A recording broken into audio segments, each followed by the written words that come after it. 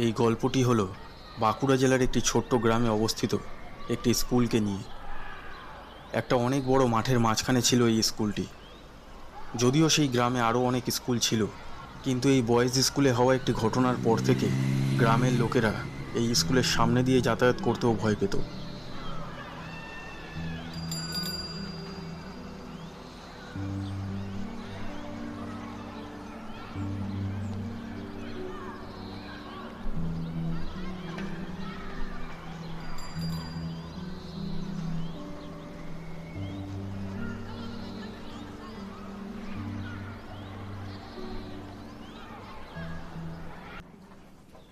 ওই স্কুলে 60 বছর বয়সী একজন বয়স্ক শিক্ষিকা ছিলেন, যার নাম ছিল সাবিত্রী।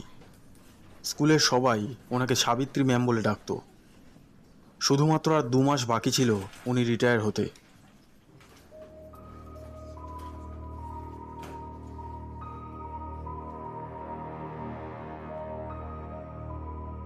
স্কুলের সমস্ত ছাত্র সাবিত্রী ম্যামকে খুব ভয় পেত, কারণ তিনি একটু খ্যাপাটে প্রকৃতির মহিলা ছিলেন। আর এছাড়া তিনি কোনো কারণে বেশিরভাগ সময় রেগে রেগে থাকতেন, আর ছোট ছোট কারণে ছাত্রদের উনি খুবই কঠিন শাস্তি দিত। তাই জন্যে পুরো স্কুলের ছাত্ররা ওনাকে বেশি ভয় পেত। আমি যে হোমওয়ার্ক দিয়েছিলাম সেটা করে এনেছো তোমরা সবাই? Yes ma'am.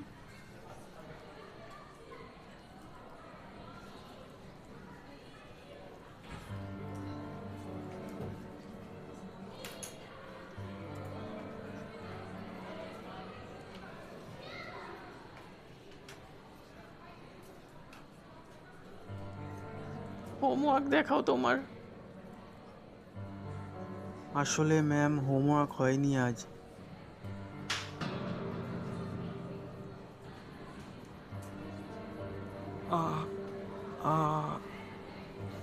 সরি ম্যাম, কাল আমি হোমওয়ার্ক করে আনবো ম্যাম। Ma'am sorry. বেরিয়ে যাও এই ক্লাসরুম থেকে, চলো বেরো, বদমাস ছেলে। ওনার ভয়ে বেশিরভাগ ছাত্র স্কুল কামাই করত যেদিন ওনার ক্লাস থাকতো।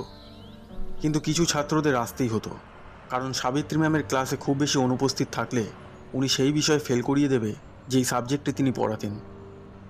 কিন্তু একদিন এমন একটি ঘটনা ঘটল যেটা কেউ ভাবতেও পারেনি।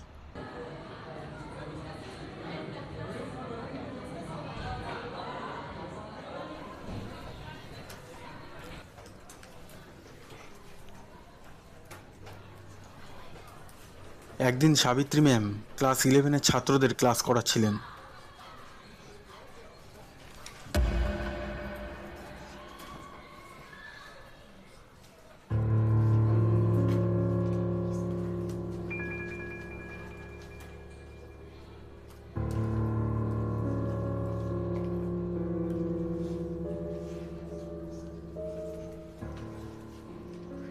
এরকম করার সাহস কে করেছে?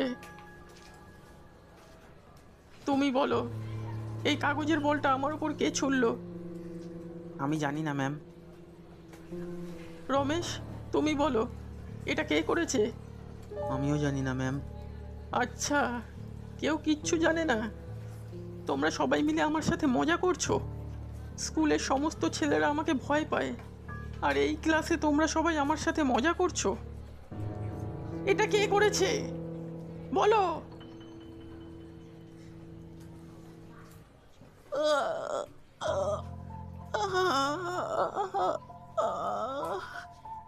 প্রচণ্ড রেগে যাওয়ার কারণে সাবিত্রী ম্যামের ব্লাড প্রেশার হাই হয়ে যায়, আর ওনার হার্ট অ্যাটাক হয়ে যায়, যার ফলে উনি মারা যান। ম্যাম কি হয়েছে? কি হয়েছে ম্যাম?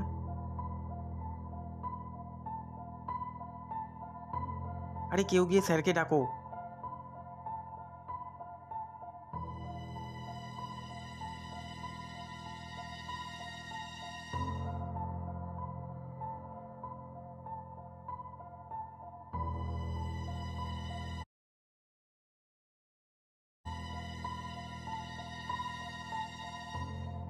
আসলে ওনার মনে হয়েছিল যে ছাত্ররা ওনাকে নিয়ে মজা করছে, আর তাই জন্যে সেই অপমান তিনি সহ্য করতে পারেননি। আর সেই দিন থেকে ওই শিক্ষিকার আত্মা ওই স্কুলের মধ্যেই ঘুরে বেড়ায়।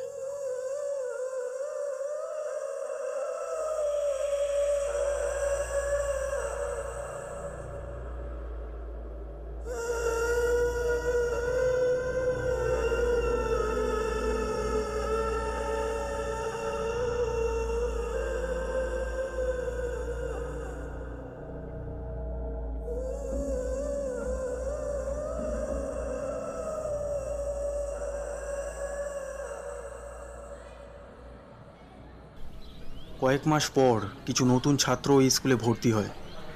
ওই নতুন ছাত্রগুলোর মধ্যে একজন ছিল শুভম।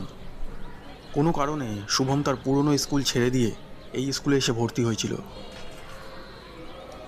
স্যার স্যার আমার শরীরটা খুব খারাপ লাগছে। কি হয়েছে? ওই আমার মাথাটা ঘুরছে আর শরীরটাও খুব খারাপ লাগছে। বাড়ি যেতে পারবে একা? হ্যাঁ স্যার, শুধু যদি কিছুক্ষণের জন্য একটু শুতে পারতাম তাহলে ভালো লাগতো। ঠিক আছে, অন্য কোনো খালি ক্লাসরুমে গিয়ে শুয়ে পড়ো। যখন শরীর ভালো লাগবে তখন বাড়ি চলে যেও। ঠিক আছে স্যার, থ্যাংক ইউ। আর তোমার টাই কোথায়? আসলে স্যার টাই পরতে ভুলে গেছি আজ। কাল থেকে স্কুল ইউনিফর্ম ঠিকভাবে পরে আসবে। ওকে স্যার, যাও। সেই দিন শুভমের জ্বর এসেছিল, তাই তার মাথা ঘুরছিল। সে কিছুক্ষণের জন্য শুতে চেয়েছিল। শুভম তার ব্যাগ নেয় আর সেই ক্লাসরুম থেকে বেরিয়ে অন্য কোনো খালি ক্লাসরুমে শোবার জন্য যায়। শুভম ঠিক সেই ক্লাসরুমের সামনে গিয়ে দাঁড়িয়ে পড়ে। ক্লাসরুমের ভেতরে চলে আসে। শুভম সেই বেঞ্চের কাছে যায় শোবার জন্য, যেই বেঞ্চের উপরে পাখা চলছিল।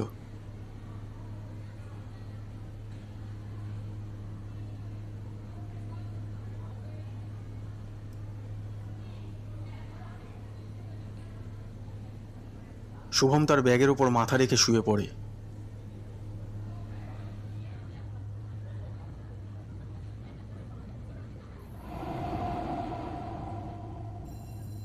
কিছু সময় পর স্কুল ছুটি হওয়ার ঘন্টি বাজে। স্কুল ছুটি হওয়ার পর স্টুডেন্টস আর শিক্ষকেরা স্কুল থেকে বেরিয়ে তারা নিজের নিজের বাড়ি চলে যায়।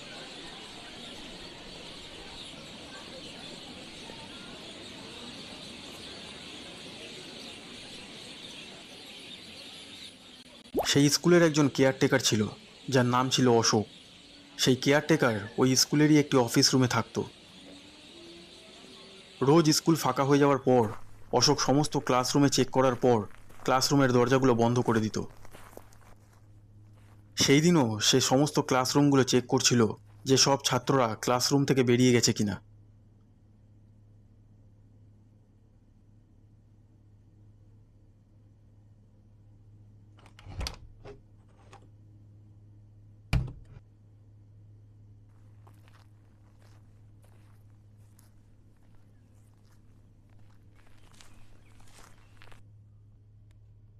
আর যখন সে ওই ক্লাসরুমে চেক করার জন্য যায়, যেই ক্লাসরুমে শুভম শুয়েছিল, তখন সেই কেয়ারটেকার শুভমকে দেখতে পায় না আর পাখা বন্ধ করে ক্লাসরুমের দরজা বন্ধ করে দেয়।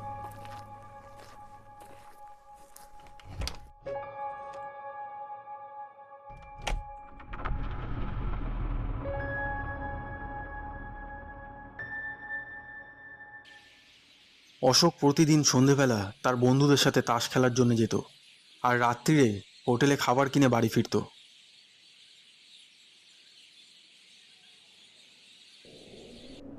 আস্তে আস্তে দিনের আলো কমতে থাকে আর অন্ধকার হতে থাকে। কিছুক্ষণ পর ঠান্ডা হাওয়া বইতে থাকে। অল্প অল্প বৃষ্টি পড়া শুরু হয়ে গিয়েছিল। ওই ক্লাসরুমের জানালা দিয়ে স্কুলের সামনে থাকা লাইট পোস্টের হালকা আলো ক্লাসরুমের ভিতরে আসছিল।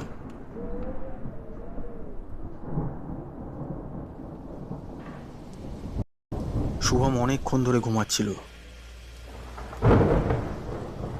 বিদ্যুৎ চমকানোর আওয়াজে তার ঘুম ভেঙে যায়। চোখ খুলতেই শুভম ভয় পেয়ে যায়। সে দেখে যে সন্ধে হয়ে গিয়েছিল আর চারিদিকে অন্ধকার ছিল। সে দরজার দিকে দৌড়ায়। দরজায় ধাক্কা দিতেই সে দেখল যে দরজা বাইরে দিয়ে বন্ধ ছিল। দরজাগুলো কেউ আছো? আমি ক্লাসরুমের ভেতরে আছি।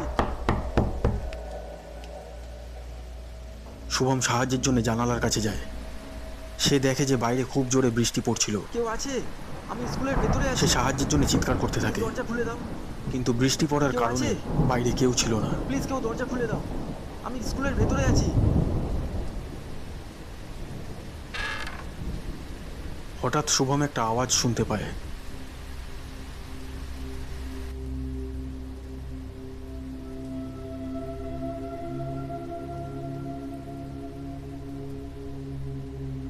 বন্ধুরা, শুভমের সাথে এবার কি হতে চলেছে তা আমরা পার্ট 2-তে দেখব। যদি আপনার এই ভিডিওটি ভালো লেগে থাকে তবে প্লিজ লাইক করবেন, আর এইরকম হরর ভিডিওস আরও দেখার জন্যে আমাদের এই চ্যানেলটিকে সাবস্ক্রাইব করে এই বেল আইকনটিকে টিপে দেবেন।